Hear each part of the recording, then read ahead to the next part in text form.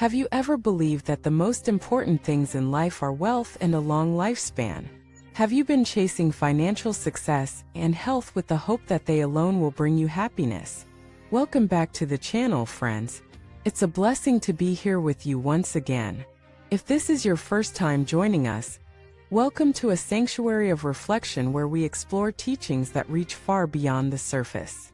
Make sure to subscribe, because today's journey is not just about spiritual insight, it's about reawakening to the deepest truths of what it means to live well. In this video, we will journey into the words of an old and deeply respected teacher, who with just a few sentences, shattered a lifelong illusion held by many, that wealth and long life are the ultimate blessings. What he revealed instead was the true essence of fortune, something most people overlook in the rush of modern life. Let us begin by examining the common narrative that surrounds us everywhere. From childhood, most of us are taught that success in life looks like this: a stable income, property ownership, financial independence, and a body that resists aging. We are told that if we save enough, invest wisely, eat well, and go to the gym, we'll live longer and have more time to enjoy our achievements. Life, we're told, is a game of acquisition and preservation. But what happens when you finally achieve those things and still feel empty? This is what happened to a man named Thomas. He was in his late 50s, financially free, in good health, and yet he couldn't shake the feeling that something essential was missing. He had the time, the money, and even admiration, but not the peace. One day, while attending a retreat led by an elderly Buddhist master, he asked the question that had been haunting him: why do I still feel unfulfilled, even though I have everything I was told to pursue? The master looked at him with eyes full of compassion and said, "You have health but no joy. You have wealth but no wisdom. You have time but no understanding of what matters. That is not a blessing, that is a burden disguised as success." And then the master asked, "Do you want to know what true blessing is?" Thomas nodded. The master said, "True blessing is not in the length of your life, but in the depth of your awareness. It's not in how much you have, but in how little you need. It's not about being admired, but about being at peace with who you are when no one is watching." This shook Thomas to his core. For decades he had been climbing a ladder, only to realize it was leaning against the wrong wall. His whole life had been built on accumulating the visible, while starving the invisible. This story reveals something universal: that what we often call success is a distraction. It is a form of comfort, yes, but not liberation. So what is true blessing? Let us explore the master's insight more deeply. First, blessing is awareness. When you are truly aware of your thoughts, your feelings, the people around you, and the impermanence of all things, you begin to see clearly. You no longer cling. You no longer chase. You no longer identify with every passing thought. This kind of awareness brings a calm that no bank account can match. Second, blessing is contentment. Not the kind of fake contentment that comes from giving up on your dreams, but the deep kind, the kind that wells up when you realize you already have enough. When your heart is not tormented by craving. When your life feels full, not because you've acquired more, but because you've learned to love more.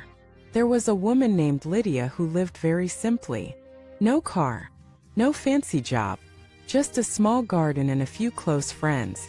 When asked how she could be so joyful with so little, she smiled and said, "Because I never feel like I'm lacking anything.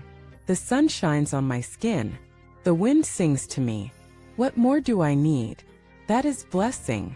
Third, blessing is freedom from fear, from anger, from resentment. True freedom is not about doing whatever you want. It's about being unshaken by what you cannot control. It's the inner strength that lets you smile through uncertainty, forgive without needing apology, and walk through life with soft steps and a steady heart. Think of someone who has everything: money, fame, youth, but is still tormented by jealousy, anxiety, and the need for approval. Is that person blessed? Or are they imprisoned by their own attachments? And now, think of someone who has little, but greets each day with gratitude, treats others with compassion, and lives in harmony with the moment.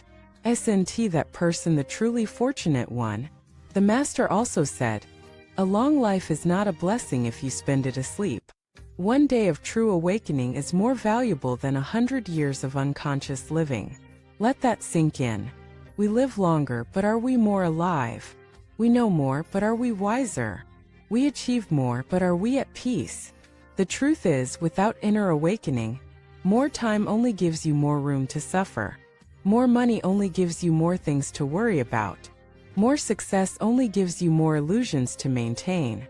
But when the heart awakens, even a short life can shine like 1,000 suns. So how can we invite true blessing into our lives? Begin by redefining what you consider success. Instead of asking, "How much have I gained?" ask, "How much have I grown?" Instead of measuring life by years, measure it by how deeply you've lived each day. Ask yourself, "Have I loved? Have I forgiven? Have I truly seen the beauty in the ordinary?" Practice gratitude not for things, but for moments. For the breath. For the sky. For the stranger who smiled at you on a hard day. Simplify your desires. Notice how much peace arises when you stop chasing. When you stop needing life to be different. When you accept what is and find beauty in it. Meditate. Not to escape, but to return to the part of you that is already whole. Serve others. Not because you should, but because it reminds you that connection is the deepest form of wealth. Let go of resentment. Carrying it is like drinking poison and expecting someone else to suffer.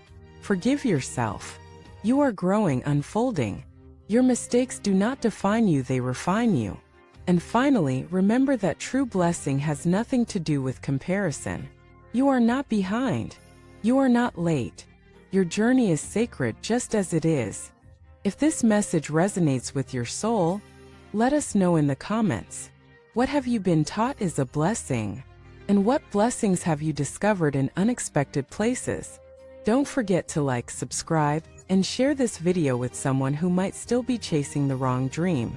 Remind them that real wealth is within reach, not in their future, but in their presence. Thank you for watching this video. May you stop measuring life by what you own, and begin treasuring it by how deeply you live. May your days be rich not in years but in meaning. And may true blessing find you exactly where you are.